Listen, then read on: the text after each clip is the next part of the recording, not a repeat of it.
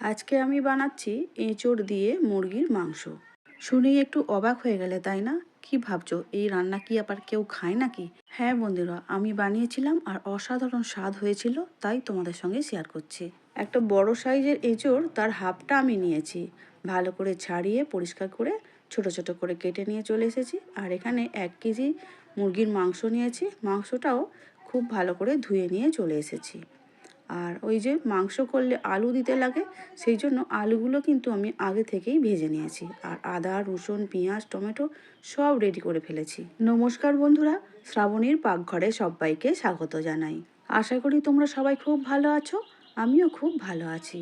তাহলে চলো রেসিপিটা শুরু করা যাক। এখন কড়া বসিয়ে দিয়েছি আর বেশ অনেকটা সর্ষের তেল দিয়ে দিয়েছি। এবারে দিয়ে দেব একটা তেজপাতা, দুটো শুকনো লঙ্কা আর অল্প একটু গোটা গরম মশলা। তেজপাতা, শুকনো লঙ্কা, গোটা গরম মশলা দেওয়ার পরে এই তেলের মধ্যেই একটু দিয়ে দিলাম হাফ চামচের মতো চিনি। চিনিটা দেওয়ার পরে সব কিছু একসঙ্গে মিশিয়ে নিলাম। তেজপাতা, শুকনো লঙ্কা, গোটা গরম মশলা দিয়ে একটু ভেজে নিলাম। সুন্দর গন্ধ আসতেই তখন দিয়ে দিলাম যে কেটে রাখা এঁচড়গুলো ছিল, কড়ার মধ্যে দিয়ে দিলাম। দিয়ে এবার এঁচড়গুলোকে খুব ভালো করে এবারে আমাদের ভেজে নিতে হবে। যেহেতু মাংসের মধ্যে এঁচড় দেব, সেই জন্য একটু চিনিটা দিলাম। আর তেলের মধ্যে দিলাম এই কারণে কালারটা খুব ভালো আসবে, সেই জন্যই দিয়েছি। এখন আমাদের এঁচড়গুলো খুব ভালো করে ভাজা হয়ে গেছে। একটা পাত্রের মধ্যে পুরো এঁচড়টাই তুলে নিচ্ছি। যে সকল বন্ধুরা এই মুহূর্তে ইউটিউব চ্যানেল থেকে আমার রান্না দেখছো, এখনও সাবস্ক্রাইব করা হয়ে ওঠেনি, প্লিজ সবাইকে বলছি সাবস্ক্রাইব করে শ্রাবণীর পাকঘর চ্যানেলটির পাশে থেকে যাওয়ার জন্য। আর পাশে থাকা বেল আইকনটা অবশ্যই প্রেস করে দিও, তাতে নিত্য নতুন যখনই রান্না ছাড়বো সবার আগে তোমাদের কাছেই পৌঁছে যাবে। ভাজা এঁচড়গুলো তুলে নেবার পরে আবারও কড়ার মধ্যে খানিকটা সর্ষের তেল দিয়ে দিলাম, ওই 3 থেকে 4 চামচের মতো। এবারে কেটে রাখা পেঁয়াজ কুচিগুলো তেলের মধ্যে দিয়ে দিচ্ছি। পেঁয়াজ কুচিগুলো তেলের মধ্যে দেবার পরে খুব ভালো করে আবারও মিশিয়ে নিয়ে একটু ভেজে নিতে হবে। আর আমি বলে রাখি, আদা আর রসুনটা কিন্তু আমি খুব ভালো করে বাটিনি, আমি ওগুলোকে গ্রেটারের সাহায্যে গ্রেট করে নিয়েছি। তোমরা চাইলে কিন্তু খুব ভালো মিহি করে পেস্ট করে নিতে পারো। এবারে অল্প একটু নুন দিয়ে দিলাম, পেঁয়াজগুলো যাতে তাড়াতাড়ি নরম হয়ে যায় আর ভাজাটা হয়ে আসে। পেঁয়াজটা আমার মোটামুটি নরম হয়ে গেছে, মাঝখানে জায়গা একটু বের করে নিলাম। সেখানে আদা আর রসুন গ্রেট করে রাখা 1 চামচ করে 2 চামচ দিয়ে দিচ্ছি।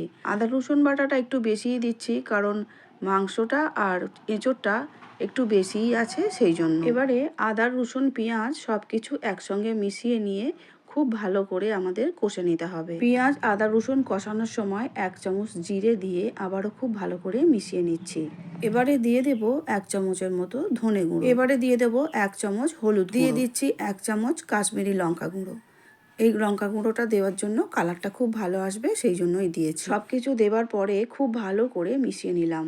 এবারে দিয়ে দিলাম ঝাল অনুযায়ী লঙ্কা গুঁড়ো। সব কিছু মশলা এবারে দেওয়া হয়ে গেছে। এবারে দিয়ে দেব আমি অল্প একটু জল। জলটা দিয়ে খুব ভালো করে মিশিয়ে নেব মশলার সঙ্গে। সেই সময় দিয়ে দেব একটা বড় সাইজের টমেটো, টুকরো করে কেটে রেখেছিলাম সেই টমেটোটা।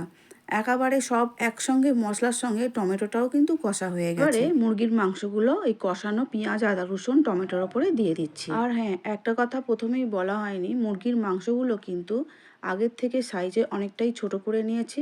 কারণ মাংস রান্নার পরে যখন একটু ঘাঁটা ঘাঁটা হয়ে যাবে, তাতে করে কিন্তু এঁচোড়টা খেতে অনেক ভালো টেস্টি হয়, সেই জন্য বড় সাইজ আমি রাখিনি, ছোট ছোট করে কেটে নিয়েছি। তোমরা যদি চাও মাংসের পিসগুলো একটু বড় রাখতে, তাতে রেখে দিও, অসুবিধা কিছু নেই। ঢাকা দিয়ে দিলাম 2 থেকে 3 মিনিটের জন্য। 2 মিনিট পর ফিরে এলাম।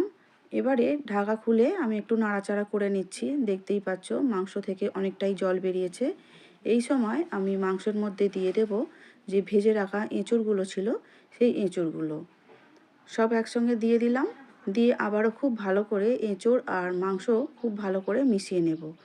এখন কিন্তু যে ভেজে রাখা আলুগুলো ছিল, এই সময় আলুগুলোও আমি দিয়ে দেব। সব কিছু একসঙ্গে দিয়ে খুব ভালো করে কিন্তু আবারও 1-2 মিনিট একটু কষে নেব। যেহেতু আমাদের সব কিছু ভাজা হয়ে গেছে, তাই এখন দিয়ে দিলাম পরিমাণ মতো নুনটা। যতটা নুন লাগবে ততটাই আমি এখন সবটাই দিয়ে দিলাম। পরে যদি লাগে আমি টেস্ট করে একটু দেখে নিয়ে তারপরে আবারও না হলে একটু নুন দিয়ে দেব। নুন দেবার পরে আবারও খুব ভালো করে একটু মিশিয়ে নেব। নেওয়ার পরে এবারে আমি দিয়ে দেব যে আলু ভেজে রেখেছিলাম, সেই ভেজে রাখা আলুগুলো সবটাই এখানে দিয়ে দেব। এই রেসিপিটায় তোমরা যদি আলু দিতে না চাও তাহলে দিতে হবে না। আমি দিলাম এই কারণেই, আলুগুলোও কিন্তু খেতে খুব ভালো লাগে, সেই জন্যই আমি এখানে আলু দিয়ে দিলাম। দেয়া হয়ে গেছে, সব কিছু একসঙ্গে খুব ভালো করে মেশানো হয়ে গেছে। এবারে পরিমাণ মতো জল দিয়ে দিচ্ছি। জলটা ছিল কিন্তু হালকা গরম করে রাখাই, সেই জলটাই দিলাম, কারণ তাতে করে টেস্টটা খুব ভালো আসে। খুব ভালো করে মেশানো হয়ে গেছে, এবারে ঢাকা দিয়ে দেবো একদম 5 মিনিটের জন্য। 5 মিনিট পর আবারও ফিরে এলাম, একটু ঢাকা খুলে খুব ভালো করে নাড়াচাড়া করে একটু দেখে নিচ্ছি যে এঁচোড় আর আলু খুব ভালো করে সিদ্ধ হয়েছে কিনা। এঁচোড়টা একটু সিদ্ধ হতে বাকি আছে, আলু আর মাংস খুব ভালো করেই সিদ্ধ হয়ে গেছে। তাই আবারও 4-5 মিনিট আমি ঢাকা দিয়ে রান্নাটা করে নিয়েছি।